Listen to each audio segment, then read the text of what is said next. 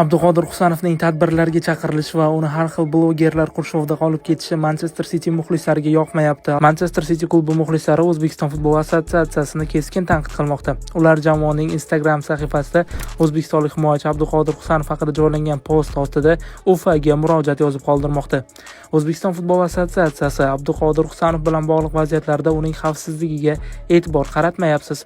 Shuni unutmangki, Husanovning xavfsizligiga aynan siz javobgarsiz. Ijtimoiy tarmoqlarda tarqalayotgan videolardan ko'rinib turibdiki, uning atrofini ko'plab tanigan va tanimagan insonlar o'rab olgan.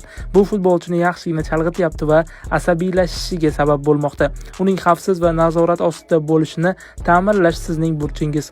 Xoh O'zbekistonda bo'lsin, xoh terma jamoa bilan xorij safarlariga chiqqanida bo'lsin, uning xavfsizligiga javobgarsiz. Husanovning bo'sh vaqtini behuda narsalarga sarflamang.